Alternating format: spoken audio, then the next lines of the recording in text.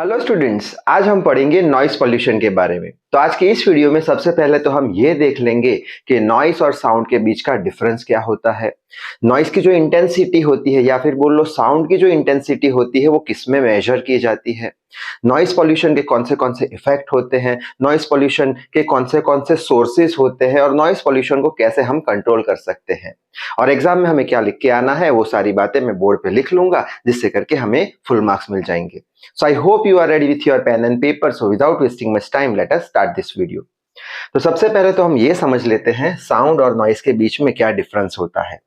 Sound यानी क्या? Sound यानी ऐसी आवाज जो हमें सुनने में अच्छी लगती हो, जिससे हम बातचीत कर सकते हैं, ऐसी आवाज को हम क्या बोल देंगे? साउंड। नॉइस यानी क्या? नॉइस एक ऐसा साउंड है जो हमें चाहिए नहीं और जो सुनने में अच्छा होता नहीं है। नॉट प्लेजेंट यानी अच्छा होता नहीं है सुनने में। तो ऐसे साउंड को हम क्या बोल देंगे? नॉइस बोल देंगे। आगे बढ़ते हैं। आगे हम देख लेते हैं साउंड और नॉइस के बीच का और डिफरेंस। तो साउंड यानी क्या? अभी हमने देख लिया कि जो सुनने में हमें अच्छा लगे। नॉइस यानी क्या? जो सुनने में हमें अच्छा लगता नहीं है। ठीक है। साउंड यानी क्या? साउंड जो होता है उसके कुछ वेव आते हैं। तो साउंड वेव जो होते हैं वो हमेशा पीरियोडिक होते हैं। पीरियोडिक, इसे पीरियोडिक बोलते हैं। ठीक है।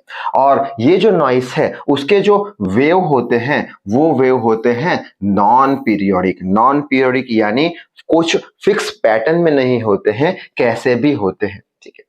नेक्स्ट आता है जो साउंड वेव होते हैं उनका जो पिच होता है वो पिच कांस्टेंट रहता है। पिच कांस्टेंट रहता है यानी कि ये जो डिस्टेंस है इसके बाद एक और डिस्टेंस आएगा, इसके बाद एक और डिस्टेंस आएगा, वो डिस्टेंस कैसे रहेंगे? कांस्टेंट रहेंगे। क्यों? क्योंकि साउंड वेव जो है वो पीरियोडिक है। जबकि नॉइस वेव की बात करें तो वो पीरियोडिक होते नहीं है, कांस्टेंट होते नहीं है। जो पिच होते हैं, यहाँ पे इतना डिस्टेंस आ गया, यहाँ पे इतना डिस्टेंस, यहाँ पे इतना डिस्टेंस, यानी कि डिस्टेंस कैसा होता जाता है? चेंज होता रहता है, यानी पिच जो है वो कांस्टेंट होता नहीं है।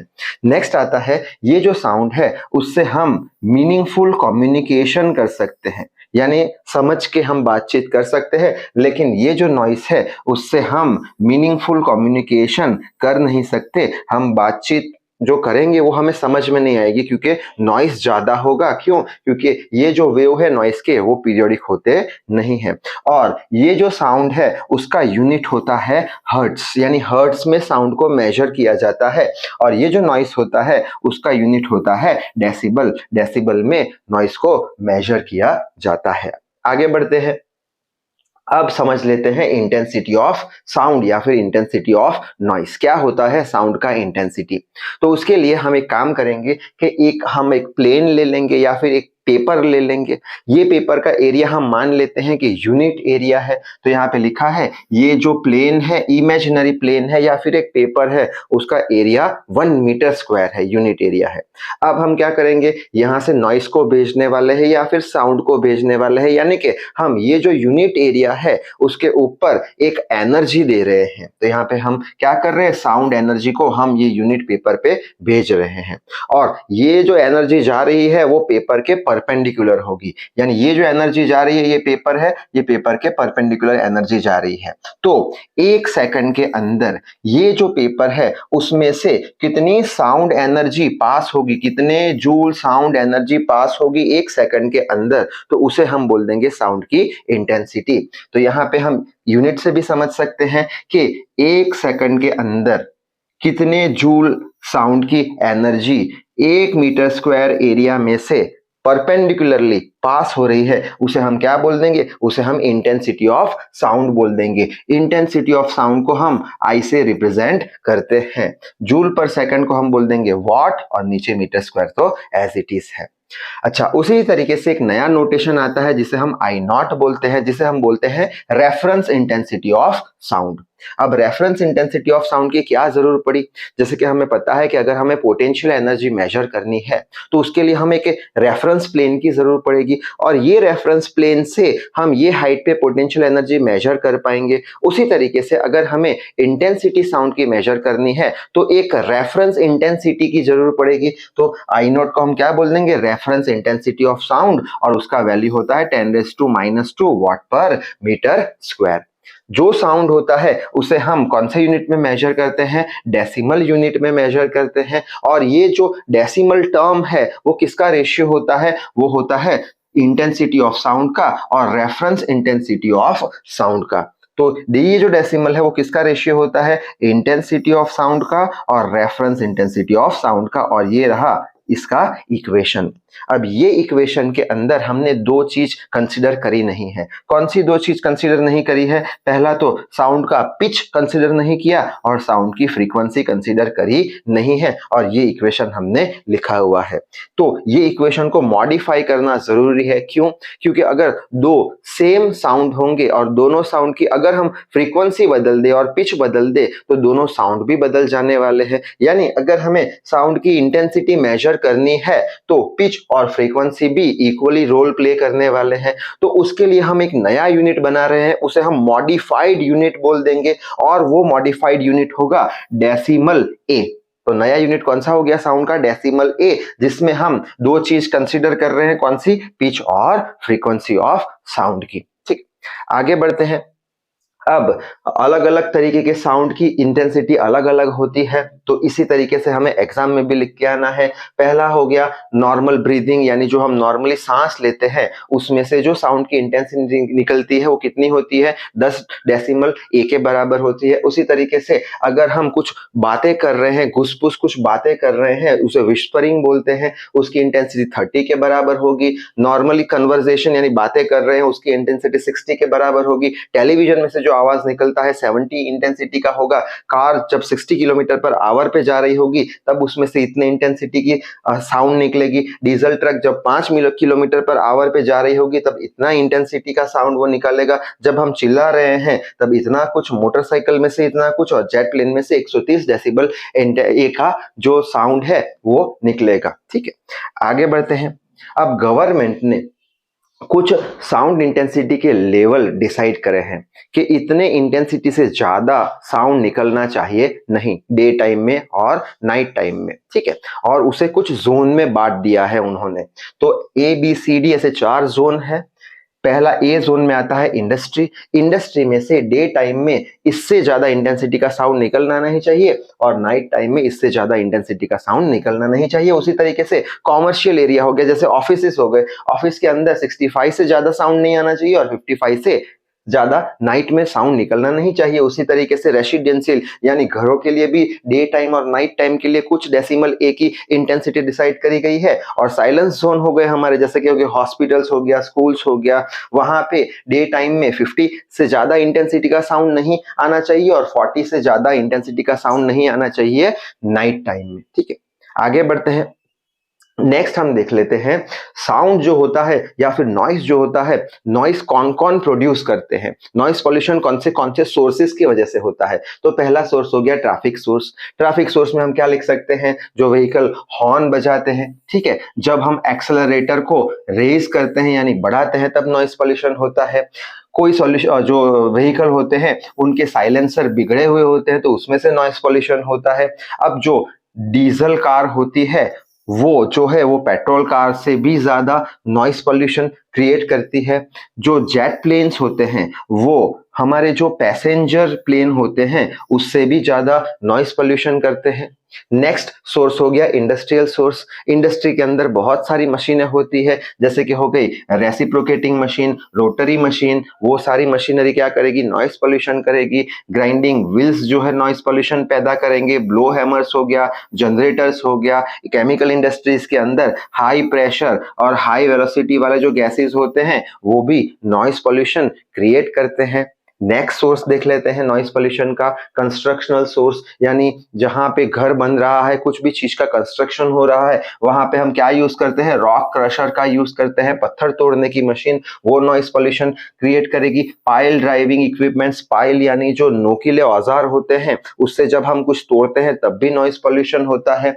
नेक्स्ट है बोरिंग और ड्रिलिंग मशीन से भी होता है। रोड रोलर्स भी नॉइस पॉल्यूशन करते हैं। बेल्ट कन्वेयर्स हो गया, रॉक ब्लास्टिंग हो गया, यानी पत्थर को जब हम हम ब्लास्ट करते हैं तब। नेक्स्ट सोर्स देख लेते हैं अदर सोर्सेस, उसमें आता है रेसिडेंशियल एरिया। अब घरों के अंदर भी कुछ चीजें होती है जो नॉइस पोल्यूशन करती है, जैसे कि हो गया टीवी का बड़ा आवाज, ज्यादा आवाज, हमारा म्यूजिक सिस्टम हो गया, रेडियो हो गया, नॉइस पोल्यूशन क्रिएट करता है। पब्लिक प्लेसेस में हम क्या करते हैं, पब्लिक फंक्शंस करते हैं, जैसे कि हो गया मैरिज, उसके कारण नॉइस पोल्यूशन होता है। नवरात्रि फेस्टिवल से नॉइस पोल्यूशन होता है। नेक्स्ट हो गया siren, source of noise pollution. Siren यानी कि पुलिस की वैन में जब सायरन बजता है, एम्बुलेंस की वजह से सायरन आती है, इंडस्ट्री में भी सायरन बजते हैं, तो उसकी वजह से भी नॉइस पोल्यूशन होता है।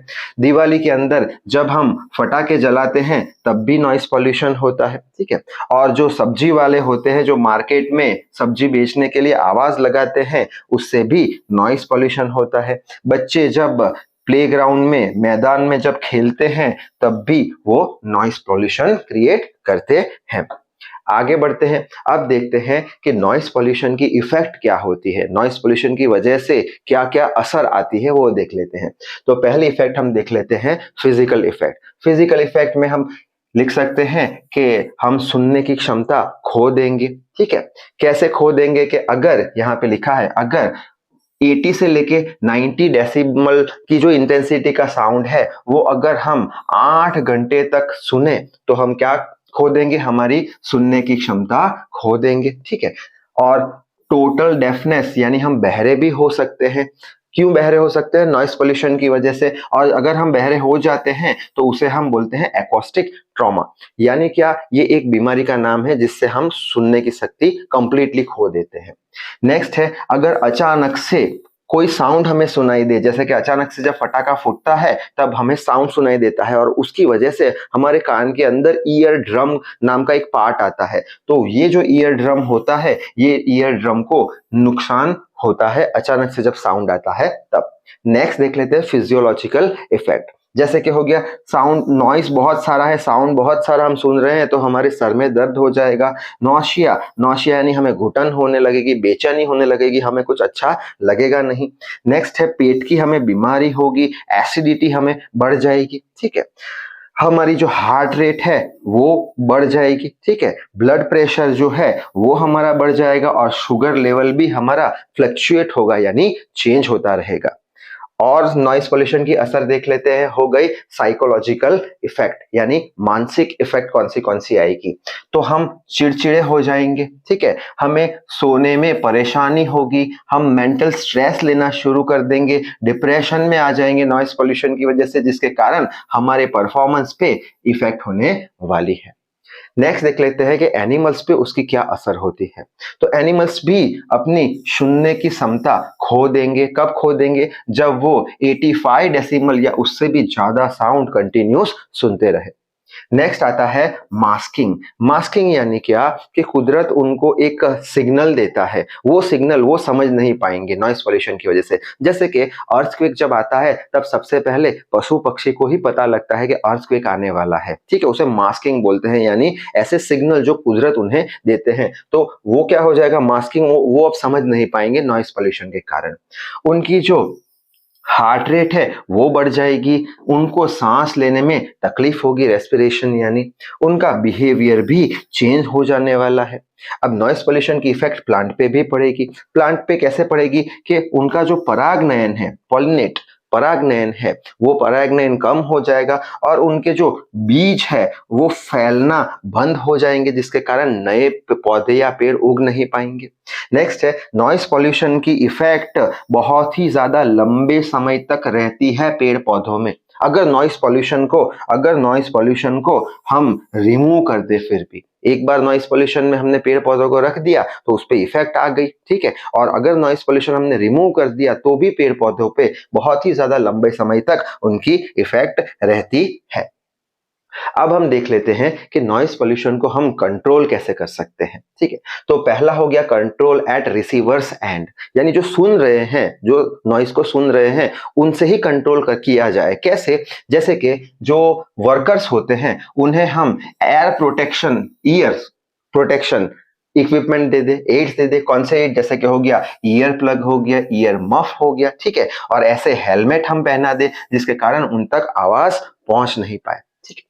नेक्स्ट आता है suppression of noise at source. Suppression यानी दबा देना, कम कर देना, किसको? नॉइस को। कहां पे? सोर्स से, यानी जो सोर्स बना रहा है, जो नॉइस बना रहा है, जो सोर्स नॉइस बना रहा है, वहां से ही उसे कम कर दिया जाए। कैसे? जैसे कि जो नॉइसी मशीनरी आते हैं, जैसे कि जो बहुत ही ज्यादा आवाज करते हैं, ऐसे मशीनरी को हम क्या कर देंगे? ऐसे मशीनरी को हम साउंड प्रूफ चैम्बर में ही इंस्टॉल करेंगे, साउंड प्रूफ चैम्बर में ही उसे लगा देंगे, जिसके कारण वो मशीनरी का आवाज बाहर नहीं जा पाएगा, नॉइस पॉल्यूशन कंट्रोल में हो जाएगा।